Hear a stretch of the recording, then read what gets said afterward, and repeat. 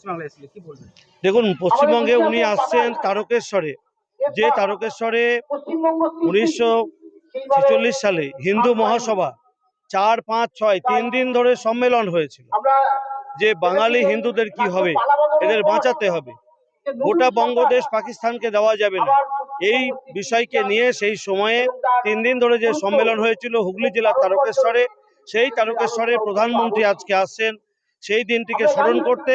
একই সঙ্গে বাংলার যিনি স্রষ্টা, পশ্চিমবাংলার যিনি স্রষ্টা শ্যামাপ্রসাদ মুখার্জিকে শ্রদ্ধা সম্মান জানাতে আজকে প্রধানমন্ত্রী সেখানে আসছেন। সেখানে সভা হবে, বহু মানুষ সেখানে সমবেত হবেন, লক্ষ লক্ষ মানুষের সমাবেশে আজকে পশ্চিমবঙ্গ দিবস মাননীয় প্রধানমন্ত্রী, যশস্বী প্রধানমন্ত্রী নরেন্দ্র মোদীজি স্মরণ করবেন শ্রদ্ধার সঙ্গে।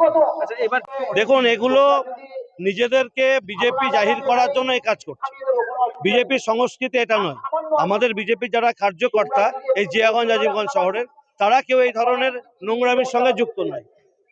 7 ঘন্টা ধরে 8 ঘন্টা ধরে চেয়ারম্যানকে আটকিয়ে রেখেছিল।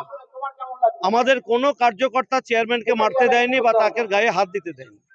কিন্তু তারপরে যে ঘটনা ঘটলো, এটা তৃণমূলরা বিজেপিকে কুলুষিত করার জন্য 4 তারিখের পরে কেউ কেউ বিজেপি সেজেছে, তাদের নেতৃত্বে এই নোংরা ঘটনা ঘটেছে। আমরা এগুলোকে সমর্থন করি না। আইন আছে, যারা দুর্নীতি করেছে তাদের বিচার হবে। চরিত্রই এটা, তাণ্ডব করানো, দাঙ্গা করা, খুন করা, ভাঙচুর করা, লুট করা, এটা তৃণমূলের কাজ, এটা নতুন কিছু নয়।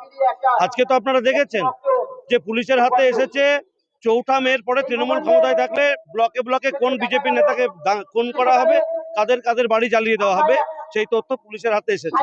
মানে অভিষেক ব্যানার্জি বাংলায় আরো একটা নোয়াখালী, আরো একটা গ্রেট ক্যালকাটা কিলিং এর মতো হত্যাকাণ্ড অভিষেক ব্যানার্জির নেতৃত্বে সারা বাংলা জুড়ে হতো, সেটাও পুলিশের হাতে এসেছে।